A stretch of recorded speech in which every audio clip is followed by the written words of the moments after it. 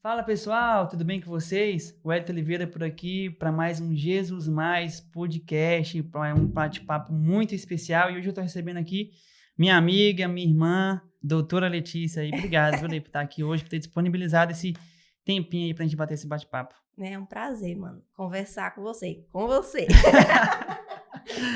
É sempre bom estar à mesa com pessoas, gente. A gente aprendeu que a mesa, ela faz a gente aprender muito. Esse bate-papo, eu tenho certeza que você viu aí os outros podcasts, tem crescido, tem evoluído, e nós vamos bater esse bate-papo aqui, tenho certeza que vai edificar muito a sua vida aí, né, mano? Mais uma vez, obrigado, tá bom? Imagina. Conte com a gente. Mano, deixa eu te falar, eu queria começar esse podcast falando sobre maternidade e um pouquinho também da sua nova jornada aí como psicóloga agora, né? No último bate-papo nosso, você ainda estava se formando. Sim. E agora formada, e a minha questão pra gente começar aqui no nosso bate-papo era a seguinte. Você se formou, Sim. e aí é uma alegria, aquela euforia, né? A gente fica feliz. Porém, o Igor teve uma demanda de você ficar com ele, abrir mão disso para poder cuidar dele. E hoje em dia a sociedade prega que a gente tem que... a mulher precisa se empoderar, precisa alcançar. Como é que foi para você esse momento de deixar um pouco, mais uma vez aí, seu sonho, sua vontade, para poder se dedicar à sua família, ao seu filho aí, principalmente, né? C.S. Lewis fala uma frase bastante interessante, que o filho não nos impede de fazer trabalho importante, eles são o trabalho importante. E você levou isso muito ao pé da letra, né? Como é que foi essa sua decisão aí? Como é que você conseguiu chegar nessa definição?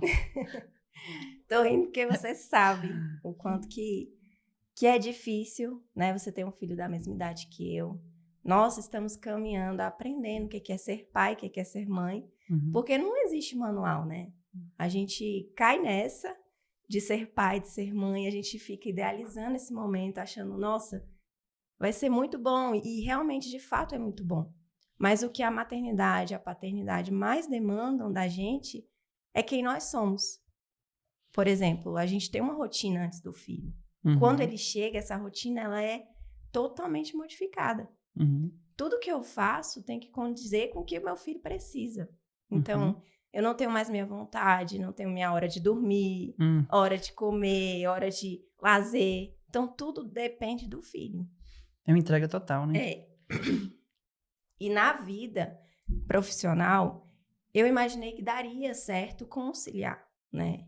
Ter uma vida profissional e chegar em casa e cuidar do meu filho. Mas na vivência real, eu percebi que a demanda lá fora de estar trabalhando, de estar cuidando até de outras crianças, me impedia de estar com meu filho. Porque quando eu chegava em casa, ele já estava dormindo. Ou o tempo que eu tinha com ele era mínimo. E eu percebi que uma coisa não estava certa.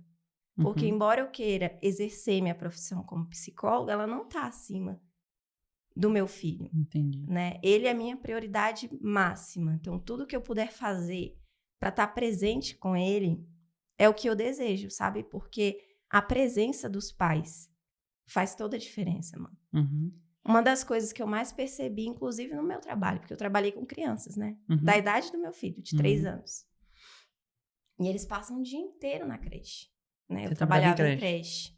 Então, as crianças passavam o dia inteiro em creche. E muitas das crianças que davam demandas, que eram crianças que não concentravam, que não conseguiam ficar ali prestando atenção na aula, agitadas muito, às vezes é porque os pais não tinham tempo para os filhos.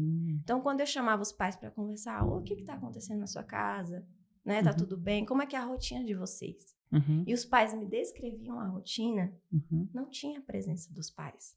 Que muitos chegavam já à noite, pegavam a criança da creche, iam para casa, iam cuidar de casa, fazer comida. A criança ficava no celular. E aí, só depois que eles iam ter um tempinho mínimo de qualidade, a criança já ia dormir. E isso se repetia todos os dias. E eu ficava vendo quanto que isso interferia no comportamento das crianças. Falei, nossa, esses meninos não estão com problema. Eles estão demandando atenção. Só isso. Eles estão ali elétricos, hiperativos. É uma forma de se comunicar. De falar, olha pra mim, eu preciso de você. Chamar atenção. Chamar atenção, exatamente. E aquilo ali eu ficava, qual é a lógica de eu estar aqui cuidando dessas crianças E seu filho... E meu filho tá na mesma situação, porque o Igor mudou o comportamento dele quando eu comecei a trabalhar. Quanto tempo, mano, você ficou lá? Foi só 2 meses. Você já conseguiu observar? Em 2 meses eu vi que ele mudou completamente. Sabe, ele tava mais ríspido, mais agressivo, mais irritado. Na escola, a professora falava que ele não conseguia ficar sentado. E eu fiquei assim, meu Deus, alguma coisa está acontecendo com ele. Se esse comportamento está aparecendo, é porque existe uma raiz. E eu fui ver que a raiz é porque não tinha tempo de qualidade. Porque eu trabalhando, o Hugo também trabalha muito, você conhece a rotina dele. Então eu falei, o meu filho está chamando a nossa atenção. E nesse momento, eu parei para refletir, eu falei, Deus, o ministério mais importante que eu tenho é a minha família. Não adianta eu querer fazer outras coisas, atropelar isso. Porque esse é o ministério mais importante. E a gente não percebe. Quando eu estava em casa, que não tinha essa demanda, eu me sentia ali muito inútil. Parecia que o que eu estava fazendo era muito pouco. Cuidar da casa é pouco. É isso que a sociedade fala, né? Que é muito pouco ficar em casa. Exatamente. E o que abriu minha mente? Nós temos a leitura, né? E a gente leu sobre a mesa, o livro da Dev Titus, né? E depois a gente leu sobre aquele do lar, esqueci, Experiências do Lar. Também dela, né? Também dela. Dela com a filha dela. E ali ela falava o quanto que ela cuidava com intencionalidade do lar. Tudo que ela fazia era justamente para que a família dela se sentisse amada, acolhida. E como que isso mudou a experiência deles como família? E um dos presentes que Deus me deu, a Alice ganhou a coragem, né? Ela contou aqui, né? O meu foi intencionalidade. Deus me deu essa palavra. Ele falou, eu tô te dando intencionalidade. Então saiba que tudo que você fizer, mesmo que seja em casa, seja intencional. Porque isso aqui não é em vão. E nesse momento eu entendi que mesmo estando em casa, fazendo talvez tão pouco aos olhos de muitos, né? Até nos meus próprios olhos, eu achei que aquilo ali era pouco. Tá cuidando de casa, lavando roupa, levando o menino pra escola, ensinando. Isso pra mim... Brincando com o menino em casa. Brincando. Exatamente, você não vê o que sim. O que eu tô fazendo? Isso aqui é relevante mesmo? E eu percebi que era. Deus me mostrou que se eu fizesse aquilo ali com intencionalidade, ia ter bons resultados. E eu vejo no Igor os bons resultados disso. Porque ele é um menino educado, assim. Ele tem as coisas dele de criança, mas ele é educado, ele consegue se acalmar, ele consegue ouvir, ele consegue respirar. Então, eu vi que me dedicar a ele fez toda a diferença. Foi uma escolha, assim como você falou, né? O mundo em si dizia que isso é loucura. Não sei se você chegou a ouvir de algumas pessoas tal, que falaram que você vai ficar em casa para cuidar do seu filho, não sei o que e tal. Você tem que trabalhar. Você chegou a ouvir alguma coisa do tipo assim? Nossa, demais, mano. E as pessoas perguntando assim, e quando que você vai voltar? Tem uma certa pressão, né?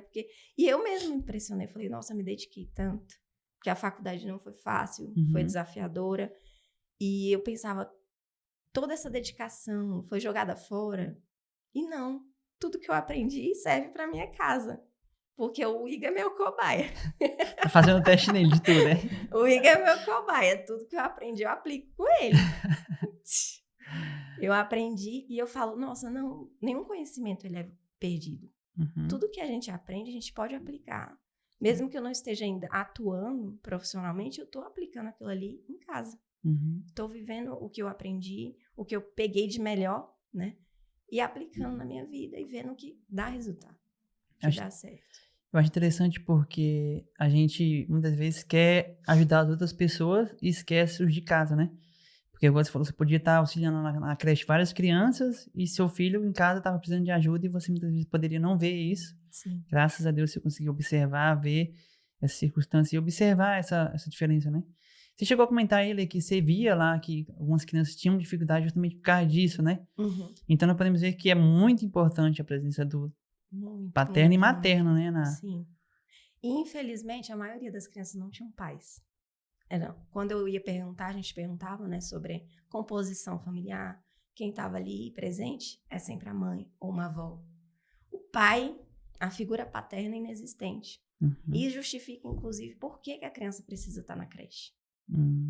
Porque a mãe tinha que sair para trabalhar. Tem que trabalhar. Então, eu não julgo, né, essas mães que precisam elas precisam exatamente da creche. E a creche é um suporte muito bom, de excelência. Ali tem profissionais capacitados que cuidam com zelo, com carinho, mas que infelizmente não podem dar todo o afeto que a criança precisa.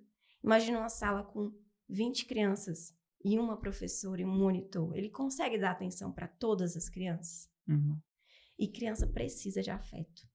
O afeto, ele é uma parte principal, uma responsabilidade.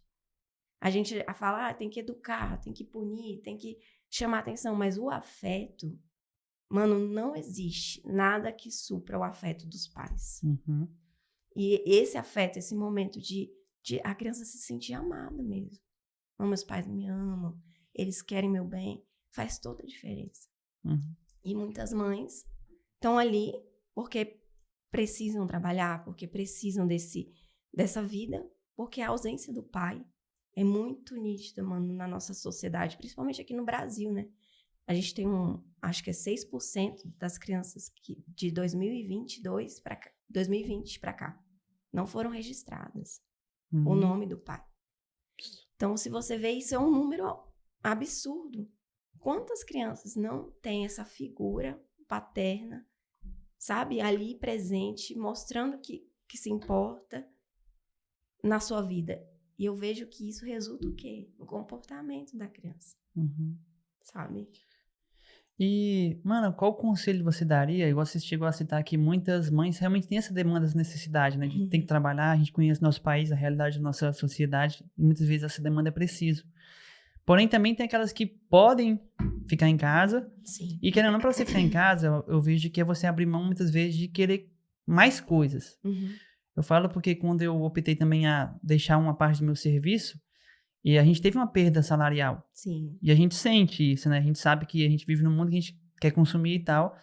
E eu acho que é uma escolha. Você escolhe viver com menos, mas você ter tempo. Ou você escolhe viver com mais e não ter tempo.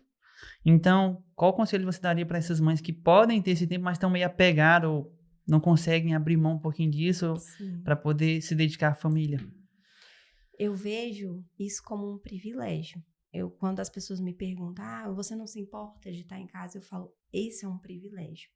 Você se sente agraciada, né? Eu sinto como um presente mesmo. E eu sei que muitas pessoas não têm esse privilégio.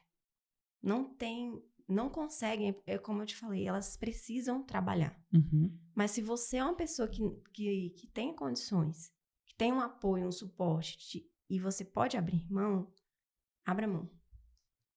É o conselho que eu dou, porque a nossa profissão, a nossa carreira, lá no futuro a gente pode correr atrás. Uhum. Nada nos impede de trabalhar quando nossos filhos estiverem grandes. Sim, é passageiro, educados, né?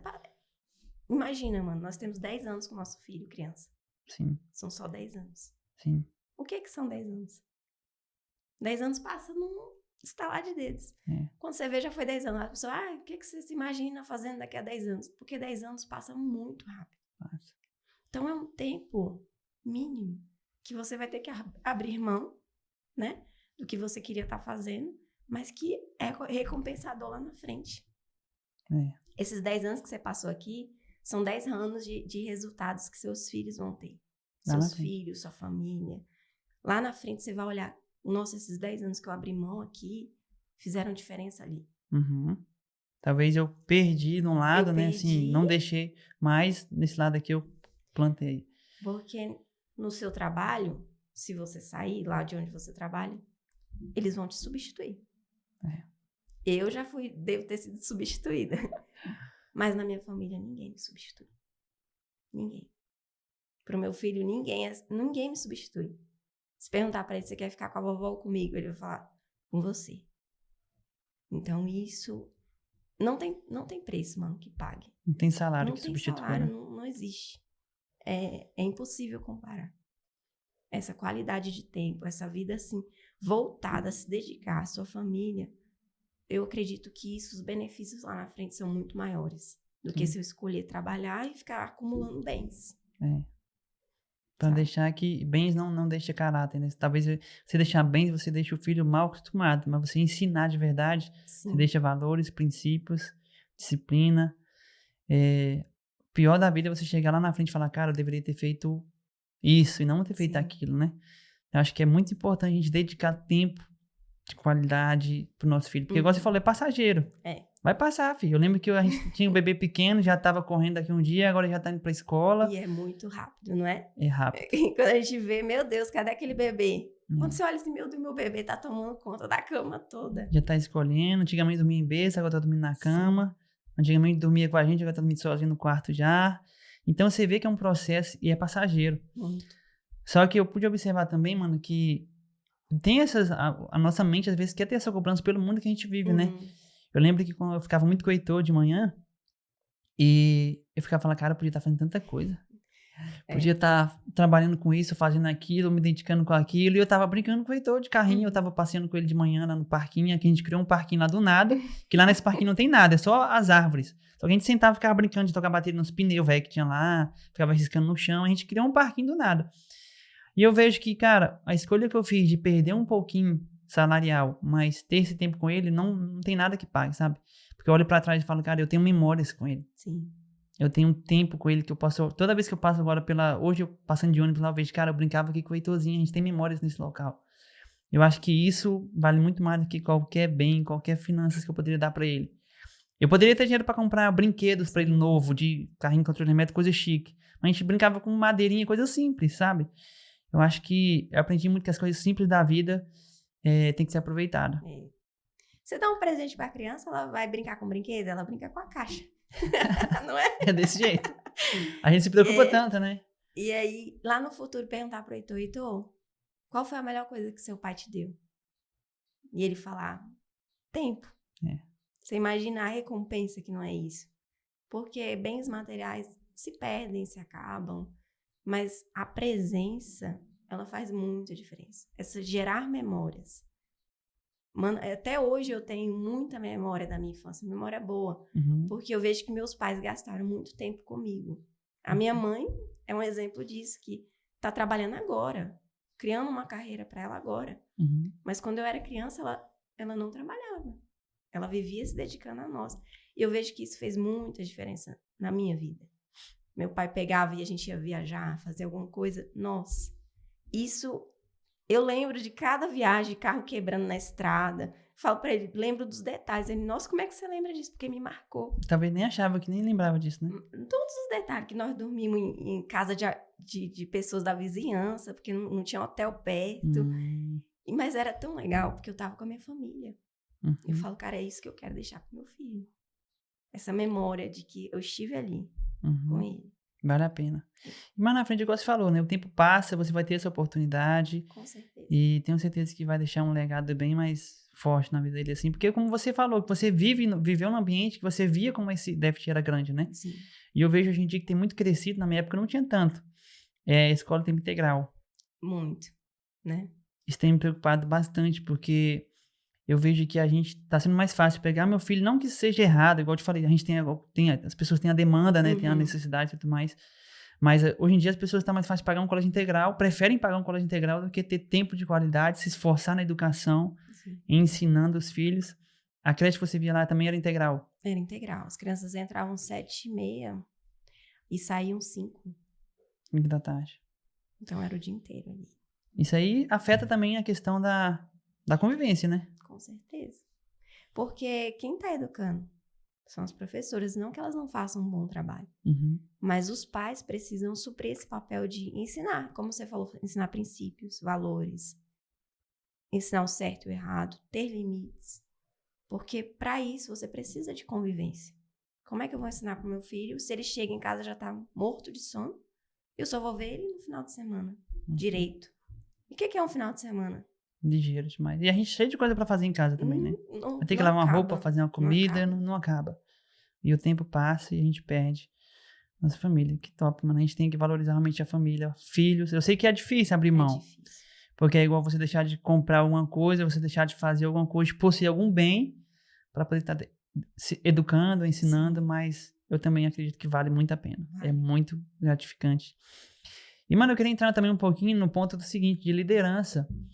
Porque eu me lembro quando você foi assumir os jovens aqui na igreja. E aí eu lembro que eu conversei com você bem ali no portão, e você ficou morrendo de medo, mó insegura, falando, eu não vou dar conta, eu não consigo, eu não sei, como é que faz. E quando eu olho para a Bíblia, eu vejo que muitas pessoas tiveram esse medo, essa insegurança, sabe, de liderar. Para você, como é que foi vencer esse medo? E já aumentando minha pergunta também, qual foi a importância desse processo de liderança na sua maturidade espiritual hoje? Como é que foi? Nossa, foi um tempo muito difícil, né? Que eu era recém-convertida, né? Eu tinha acabado de entrar na igreja, assim, tava me familiarizando com o evangelho, me chegando. E quando você fez a proposta, eu falei, quem sou eu? Não dou conta. Não dou conta, cara, eu não sei nada de Bíblia. Esses meninos sabem mais de Bíblia que eu. Eu vou ensinar o quê? O que é que eu vou passar? O que é que eu vou transmitir? Então aquilo me fervia a cabeça. Eu falava, Deus, eu não vou dar conta. É impossível. O que é que eu vou ensinar? Eu não sei. É Mas interessante. aí me forçou a buscar mais, a ser mais intensa. Na busca, eu lembro que eu lia muito compulsoriamente porque eu queria chegar no nível que os meninos estavam. Engraçado que os meus liderados sabiam muito mais do que eu. E eu me dedicava porque eu queria oferecer alguma coisa. Mas eu vi que o tempo ali, a diferença que fez foi a nossa comunhão. Uhum. Talvez Deus não queria que eu ensinasse, mas que eu proporcionasse para eles um tempo de comunhão. Porque nossas reuniões eram, a gente fazia um estudozinho rápido, orávamos, depois a gente fazia uma brincadeira. Eu lembro que uma vez eu fiz um circuito de papel, que todo mundo tinha que atravessar e chegar. Eles amavam, era uma coisa assim, simples. Uhum. E que Deus foi usando como estratégia. Eu fui vendo que aquele tempo de comunhão estava impedindo desses jovens estarem em outro lugar, fazendo outras coisas. Então, eles tinham prazer em estar na casa de Deus. Uhum. A gente se juntava, fazia acampar dentro, dormia na igreja, comia lanche aqui. Era uma coisa assim simples, Uhum. mas que fez diferença. Eu vejo que muitos jovens desses aí, tem pastor no meio desses jovens, os jovens casados, eu vejo que fez diferença, porque eles conseguiram se firmar aqui na igreja. Uhum. Lógico que muitos também se perderam aí pelo caminho e que entristece a gente, né? Mas é um processo que a gente tem que entender. A gente faz o nosso melhor, a gente faz o que a gente pode, mas as escolhas ainda são pessoais, né? Cada pessoa vai para o rumo que ela decide. Mas para mim, para o meu crescimento, foi muito importante. Como eu te falei, eu precisava me dedicar. Isso foi uma locomotiva para você se esforçar um pouco mais. Eu precisava me esforçar mais para poder assumir esse cargo que eu considerava muito importante. Então, é porque hoje em dia a gente vê que muitas pessoas, talvez muitos líderes estão assistindo a gente aí, ou pessoas que têm o chamado para liderar, têm muito esse medo. sim. Que medo é esse? Justamente esse medo que você falou aí, de não ser capaz, de não dar conta. E talvez seja normal, talvez está assistindo em casa aí, tem um chamado para liderar, ou já alguém até te ofereceu algum cargo que você não quis assumir ainda com medo. E a gente olha para a Bíblia e você vê que é normal, você vê que Moisés ele não queria ir lá não. Ele falou, não vou não, pai, eu não sei falar, eu sou gago, não sei o que e tal. Mas eu acho interessante que é nesse ponto que Deus fala, é aí que eu vou usar. Porque se você for achando que você vai dar conta, não quero você. Eu quero que você dependa de mim. Exatamente. Entendeu? Tem uma ilustração do pastor André Fernandes, que ele estava pintando a parede da casa dele. E a filha dele chega, pai, eu posso te ajudar? Pequenininha. Aí ele fala, pode, filha, você pode me ajudar. Ela ia saber pintar a parede. Mas ele simplesmente queria ela ali Ajudando com ele. Você acha que Deus não poderia fazer muito melhor do que nós fazemos? Poderia pegar a igreja e fazer da forma como ele quisesse? Mas ele escolhe justamente nós que não sabemos nada. Chega a ser engraçado. Diante da grandeza de Deus, nós não somos nada. E ele pega nós, pequenininhos assim, mas nos dá essa tarefa, porque ele sabe que é muito importante a gente estar ali com ele. Simplesmente pela presença de Deus. Porque às vezes a gente quer fazer com excelência, mas nós nunca vamos nos igualar ao que Deus pode oferecer. Sim. Então, se a gente se sentir pequeno mesmo, falar, Deus, sou pequeno mesmo, eu não sei, mas o Senhor está comigo, você faz com ele e nem vê. Você nem imagina que conseguiria fazer tudo isso, né? Você passou quanto tempo como líder? Foram 4 anos, eu acho. 4 ou 3 anos. Olha aí, quem tava com... Foi muito tempo. achando que nem eu conseguir nem... E eu saí justamente também porque eu queria engravidar. Então, eu já estava na perspectiva de que eu ia dedicar meu tempo para minha família e eu não ia poder mais estar tão voltada. E na época eu achei que isso impediria. Hoje eu acho que não. Acho que um líder pode muito bem conciliar a família e casa, dar certo também. É mais um exemplo também. Um líder ter uma família, né? Uhum. E na época eu lembro que eu saí por isso, porque eu queria engravidar e sair da liderança. Então, daria conta? Você acha que não seria necessário? Acho que não é porque muitos dos nossos antepassados criaram filhos nos bancos da igreja, aí, dormindo pelos cantos da igreja, Sim. mas continuavam com a obra e os filhos se espelhavam, né, nos pais ali na igreja, fazendo tudo. Uhum. Uma coisa não interfere na outra. A gente é uma geração muito meia fraca. Tudo que a gente quer colocar desculpa, né? Não, agora eu tô fazendo isso, não vou dar. Não, eu vou fazer isso agora, não vou deixar. Vou fazer aquilo, não vou deixar. Na época, você já fazia faculdade? Já. Eu tinha começado. E aí tava liderando e na faculdade também. Liderando na faculdade. Então você vê que tem muita gente. A gente começa, né, querer, acho que dar desculpas, né? A gente começa a colocar, não, minha faculdade não vai me deixar, isso não vai me deixar, aquilo não vai me deixar. Nós acabamos atrapalhando aqui. É muito medo do novo também. Eu vejo que o novo, ele nos assusta. Então, você pega uma liderança, você não sabe o que vem pela frente. Ou você vai construir uma família, você também não sabe o que vem pela frente. Então, esse novo... Causa um medo. Causa um medo, mas é errado a gente se dar para trás porque algo novo vai acontecer. Porque se Deus está proporcionando o novo, ele sabe que a gente vai dar conta. É como se ele estivesse subindo o nosso nível. Uhum. Tô te concedendo esse novo aqui porque você vai conseguir. Uhum. E às vezes a gente não vê que dá conta, né? Mano, e como é que você fez pra vencer esse medo de liderar aí? Pra poder avançar aí? Acho que um dia após o outro. Não adianta você querer fazer tudo de uma vez, ter tudo, uma resposta pronta pra tudo. É um dia após o outro. Buscando a Deus. Deus, o que você quer pra esse dia? O que você quer que eu faça nessa semana? E ele vai te dando estratégias, vai dando ideias e vão surgindo.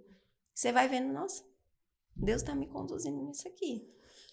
Você hoje já tem um tempinho que você tá ajudando na lista de liderança de mulheres aí também, né? Agora deixou os jovens, passou um tempo aí tá auxiliando na lista no grupo de mulheres e tal, trabalhando juntas aí, você, Alice, Catinha. E pra você, mano, qual a importância que você vê de servir na obra pra você se manter, pra você crescer espiritual? Não sei se você vê que isso é importante, porque, tipo assim, os anos que você serviu te ajudou a crescer. Os anos que você ficou meio parado ali, como é que foi? Você viu alguma diferença?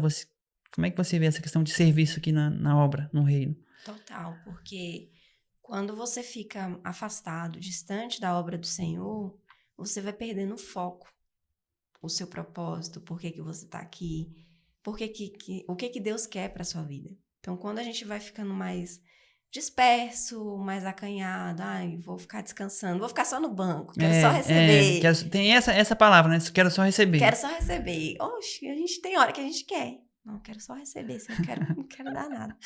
Mas é no processo, é vivendo na obra, que o Senhor vai trazendo também o que Ele vai acrescentar na sua vida. Uhum. Então, muitas palavras que eu recebi, eu estava servindo.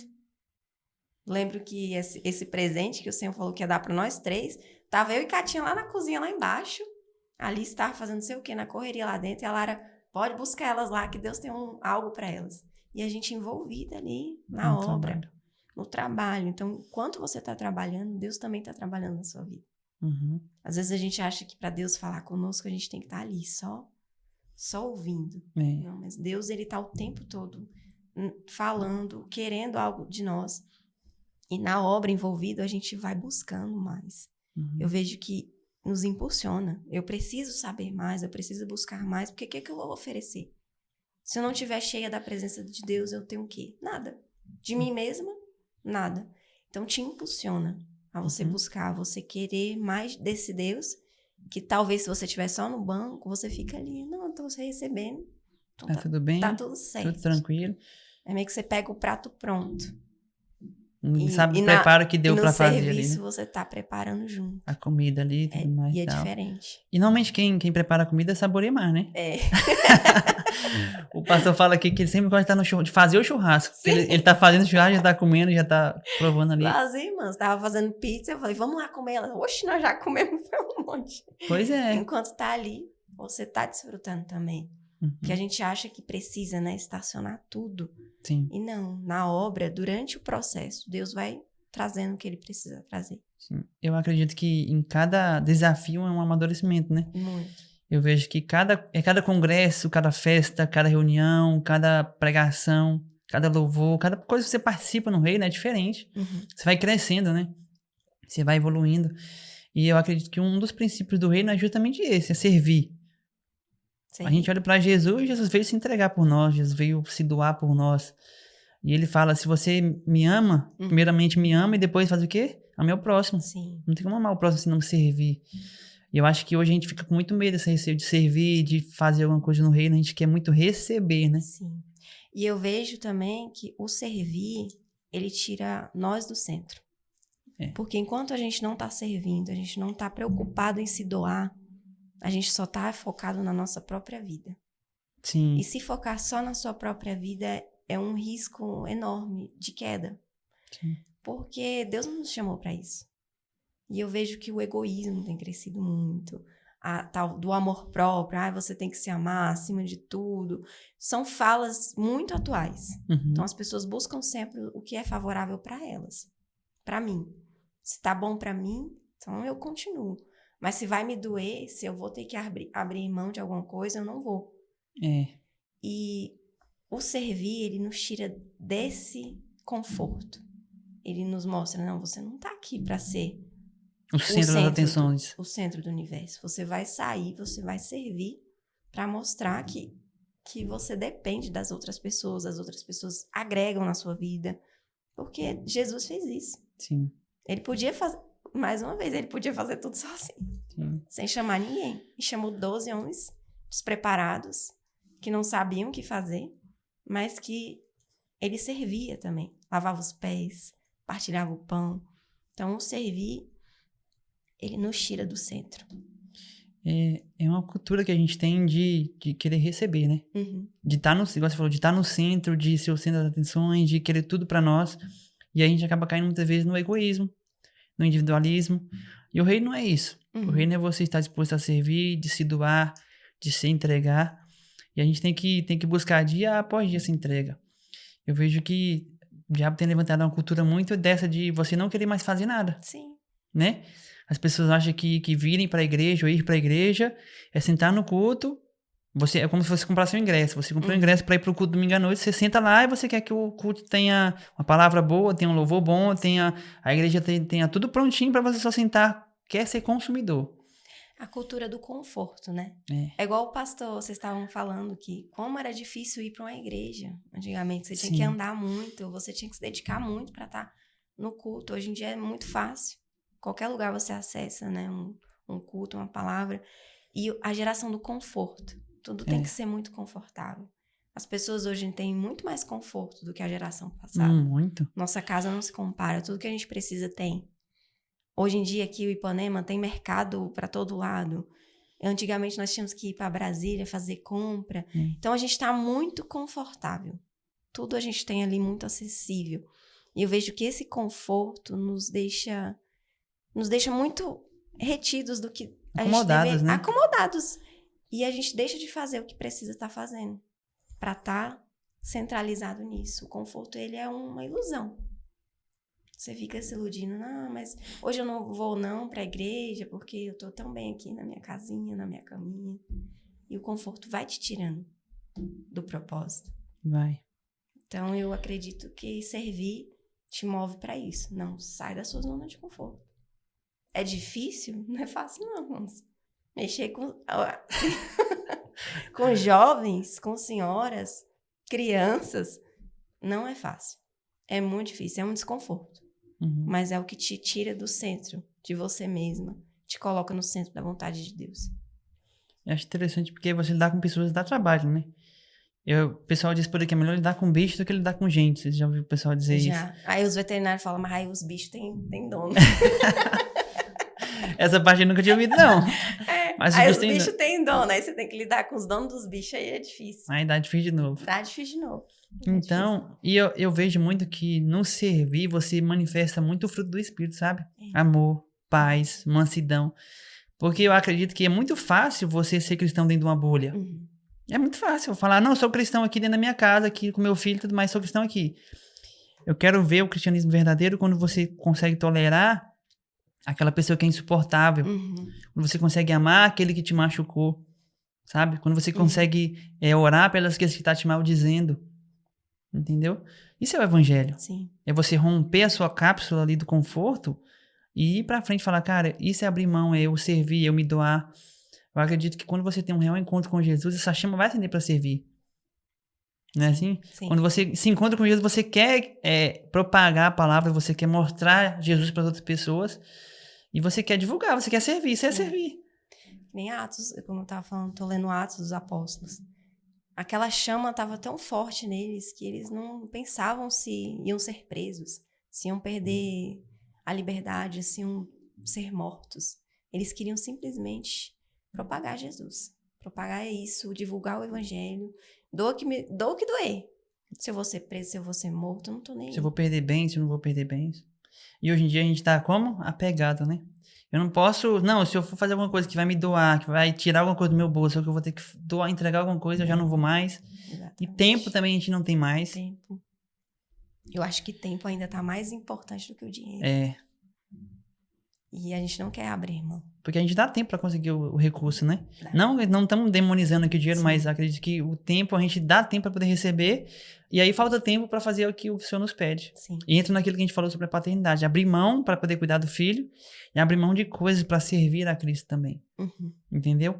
É um exemplo, é você trabalhar a semana toda e você não arrumar mais um emprego. Porque a gente que trabalha a semana toda, arruma mais um serviço no sábado, arruma outro no domingo. Sim. E semana de novo já engata em outro. Aí trabalha durante o dia, quer trabalhar à noite. Uhum.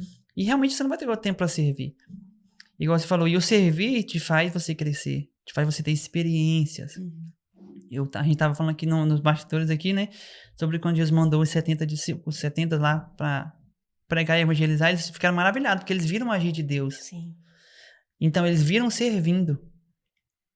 Então acho que o servir vai te trazer isso, né? Sim. Você consegue lembrar algum episódio aí que te marcou nesse seu serviço? Algum culto, alguma mensagem, algum encontro que você fez e fala, cara, esse dia pra mim foi um dia muito especial que mexeu comigo? Nossa, mano, foram muitos. A gente tava até saudosista ali, lembrando do passado. Porque nossas reuniões começavam simples, depois o Espírito Santo tomava de conta. Lembro da gente não saber nem que hora que ia terminar. A gente começava um horário e estendia pela noite inteira. E recebendo. Jovens chorando, cheios da presença de Deus. E a gente queria mais daquilo, não queria ir embora. Era uma coisa assim extraordinária. A gente lembra da fase dos cartazes? A gente pegava os cartazes e ia pra rua, ia pra porta das faculdades. A gente não tinha tempo ruim. Não. Eu ia. Lembro também das caixinhas. Não sei se você lembra, a gente fez umas caixinhas de sapato personalizadas. E a gente escrevia uma cartinha à mão para cada jovem que se distanciou. E a gente ia entregar de casa em casa. Então, tudo demandava muito tempo, esforço e dedicação e sair da zona de conforto. É você abrir mão do seu pro outro. Exatamente. Porque era vocês deixar estar buscando pra vocês nessa época aí, pra estar buscando pra quem? Pelo outro. Pelos outros. E a gente ia de porta em porta, ia atrás do povo, ia louvar na casa das pessoas. Era uma coisa que a gente não cansava. Era incansável. E eu sinto falta disso. Eu penso, nossa, o que a gente deixou acontecer que isso parou? Eu ia te perguntar isso agora. O que te fez? O que aconteceu aqui? Você consegue lembrar Mano, eu acho qual que foi... Não, pra gente poder analisar e tentar buscar melhorar nesse ponto, né? O que te fez... Porque talvez seja a mesma coisa que atrapalha as pessoas aí. O que te fez parar, perder essa chama? Foi o conforto. Como a gente já tava acomodação, falando. Né? Acomodação. Tô confortável aqui na minha casa. Então, esse conforto é como eu tô falando, ele te venda para aquilo que você devia estar fazendo. Fala, não, eu tô muito melhor aqui, para que eu vou atrás daquele menino que não quer saber de Deus? Mas o conforto, ele te cega para o propósito. Então, eu creio que a partir do momento que você quer ficar confortável, não quer se doer, não quer se machucar, não quer se ralar aqui com o processo, você vai perder essa chama. Porque dói. É trabalhoso, né? Trabalhoso. Ainda Recompensa no sol, é só Deus mesmo que te recompensa. E basta, sabe? Você fica feliz. Lembro da gente passar horas acordado e ficar feliz. Porque o Senhor nos visitou. Tô nem aí se eu tô com sono. Lembro que a gente fazia uns propósitos muito doidos. De jejum de legume. Os meninos não podiam cortar cabelo, não podiam fazer barba. Passava mês, todo mundo barbudo, feio. As meninas não podiam se maquiar pra ir pra lugar nenhum. Não podia pentear o cabelo. Tava parecendo umas bruxas, uns doidos. Mas a gente não se importava. A gente só queria a chama do Espírito Santo, sabe? Abrir a mão mesmo. Abrir a mão. E no momento que a gente quis ficar confortável, eu creio que a gente perdeu isso. Esse mover, sabe? Essa intensidade, essa intencionalidade. Fazer tudo mesmo para ter essa presença de Deus. É interessante porque a Bíblia fala que quando a gente busca, a gente recebe. Se a gente bater, aí a porta vai se abrir, né? E vocês falam, vocês buscavam, vocês se dedicavam, se esforçavam, e o que? Ele vinha. Ele vinha. Os congressos eram tremendos, assim, da presença de Deus. Lembro de sentir, sei lá, um mar submergir e não tinha mar nenhum. Eu falei, gente, o que tá acontecendo? Eram umas coisas, assim, sobrenaturais, mas porque a gente queria. Buscava, tinha uma dedicação, tinha um empenho, né? A gente queria muito. E hoje... A gente não vai receber acomodado. Não recebe, mano. Eu creio que o conforto, a acomodação, elas atrapalham no crescimento do reino. Eu lembro que realmente teve um congresso que ficava um monte de jovens chorando. Ficaram um tempão chorando na porta do culto lá e falando em língua, sendo batizado e tal. São coisas que a gente vê o que gerou isso.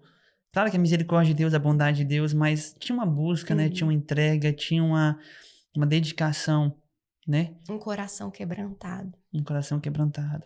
Um coração sedento, um coração com fome, com sede dele. Que não era distraído pelas coisas. Exatamente. Eu vejo que a gente vai colocando cada coisa, né? Pra nós, a gente começa a querer mais coisas, mais coisas, mais coisas e a gente tem perdido o principal, que era a presença, né? Sim. Tem muita distração hoje. Pode prestar atenção. É distração pra todo lado. Você tem tudo do melhor pra você assistir à disposição. Sim. Você pode, sei lá, pegar um Uber e ir no shopping, gastar dinheiro. Antigamente, pra você tinha que ir a pé, né? Você tinha que ir a pé, tinha que atravessar. Se tivesse ônibus, né? E tinha que atravessar ainda a BR sem passarela. Hoje tem passarela. Sim. Então, tá tudo muito fácil. E a gente tá distraído. Sim. Com a facilidade que tem, com o tanto de coisa que tem pra fazer, sabe? Eu vou passear, vou curtir. O capitalismo, ele colocou essa ideia de ostentação, de você tem que gastar, você tem que mostrar o que você tem. Então as pessoas estão muito focadas nisso. Sim. Né? Correndo atrás, né? Mano, uma das perguntas que mais tem ecoado no meu coração ultimamente é justamente isso, sabe? Qual é a nossa dificuldade de hoje? Qual é o ídolo? Eu acabei de ler um livro sobre deuses falsos. Qual é o ídolo que o diabo tem colocado na nossa geração? Aí eu tava fazendo um paralelo dos tempos antigos, as pessoas não tinham tanto acesso à informação. O que eu vejo? Eu vejo que o diabo queria privar as pessoas de conhecerem a Jesus com pouca informação. Você vê que Martinho Lutero teve que romper a igreja para poder divulgar a palavra. Várias pessoas tiveram que traduzir a Bíblia para que o evangelho chegasse a todo mundo. Então, eles tinham pouco acesso à informação. Sim. E aí, foram quebrando, os homens de Deus foram quebrando isso, usados por Deus foram quebrando isso. E agora eu vejo que, ultimamente, uma das ferramentas que o diabo tem feito é ao contrário agora. É muita informação. Muita informação. E a gente tem que buscar fazer o quê? Se isolar. Eu falei pra você aqui que eu acabei de ler o livro Heróis da Fé e eu tava fazendo um paralelo entre eles ontem e ambos tinham algo em comum. Eles se isolavam pra buscar a presença de Deus, sabe? Eles iam pra lugares isolados, matas, fechavam dentro de quarto, buscavam a presença. E eu vejo que isso que o diabo tem roubado de nós hoje em dia. A gente não se fecha mais, a gente não se isola mais, a gente não fica mais sozinho pra ter essa busca do Espírito Santo, pra ter essa dedicação, esse empenho, né? Sim. Então, eu acho isso muito necessário hoje em dia. A gente abrir a visão para lutar contra esse Deus falso, que é da correria, das distrações diárias, da acúmulo de funções. Sim. Hoje a gente faz 1000 coisas. Muita coisa. A gente começa com uma coisa, fazendo outra. Quando a gente vê, o dia passou e o que menos a gente fez foi se dedicar para ele. Sabe? A gente quer alcançar o trabalho, a gente quer alcançar um emprego novo, a faculdade nova, esquecemos de buscar a presença. Sim. Né? Então, você vê que esses momentos foram marcantes e importantes pra tua vida com Deus hoje, mano? Como é que... Muito. As experiências, eu falo sempre que as pessoas têm que buscar um novo nascimento, buscar o batismo no Espírito Santo.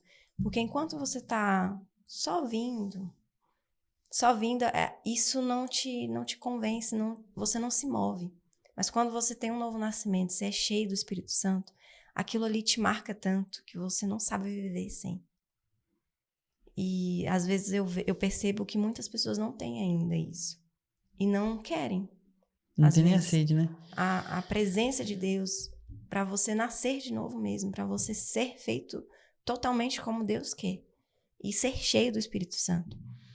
Eu vejo que essas experiências, elas sempre te movem para querer mais experiências. Uhum. Nós estamos lendo agora Os Caçadores de Deus, né? E a gente fica perplexo com tanto de experiência ali.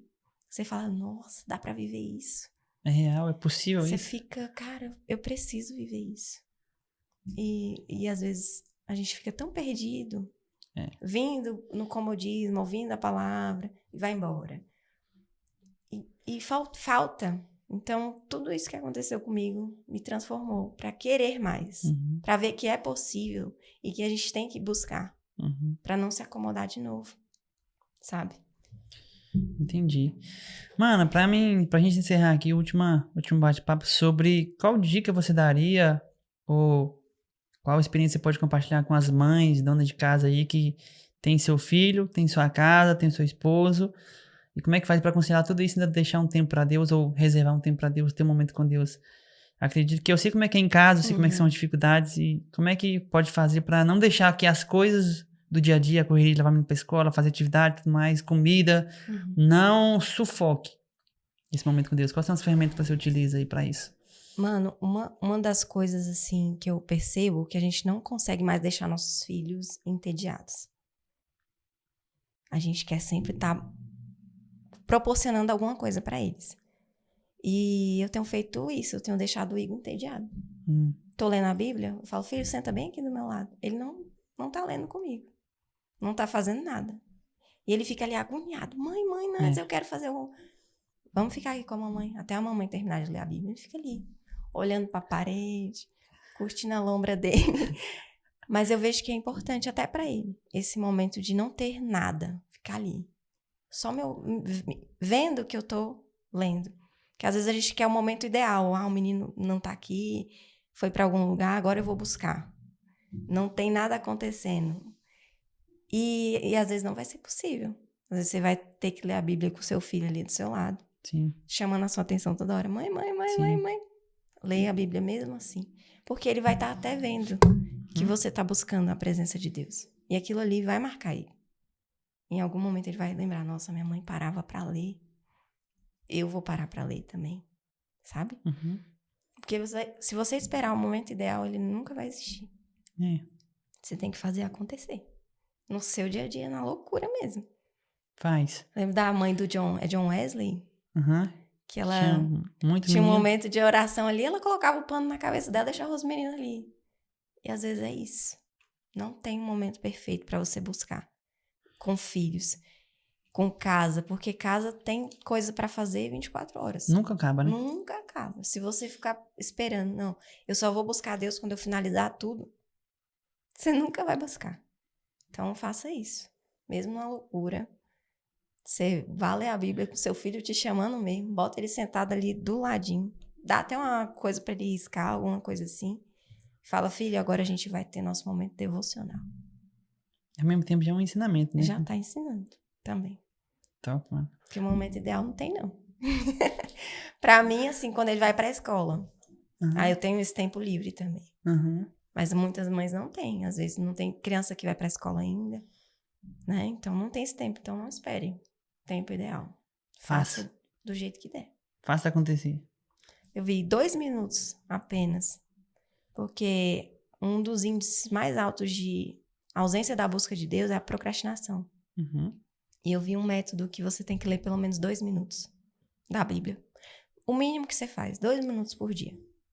Então você vai conseguir... Se todo dia você ler 2 minutos, você já inseriu na sua rotina aquilo ali. E depois você vai ampliando esse tempo. Mas faça pelo menos o mínimo. Na loucura mesmo. Vai dar certo. Dá certo. Ai, mano, valeu. Obrigado por esse bate-papo aqui, tá bom? Imagina. Muito obrigado por ter disponibilizado esse tempo aí, trocado essa experiência com a gente, compartilhado um pouquinho da tua história aí, dos seus momentos e da tua suas práticas diárias, tá bom? Obrigado. Imagina, eu que agradeço. Pessoal, você que acompanhou a gente até aqui, muito obrigado, tá bom? Espero que você tenha sido abençoado, tocado de alguma forma. Se você gostou, compartilha aí com seus amigos, manda para mais alguém. Deixa aqui seu comentário também, falando a parte que você foi tocado, a parte que te chamou mais atenção. E deixa aqui sua curtida para que o YouTube entenda que essa mensagem foi relevante e mande para mais e mais pessoas, tá bom? Foi bom ter você aqui, foi bom ter você nesse bate-papo, que Deus possa te abençoar, te guardar e estar aí do seu lado sempre, tá bom? Fique com Deus e não se esqueça, você pode ter sempre mais de Jesus.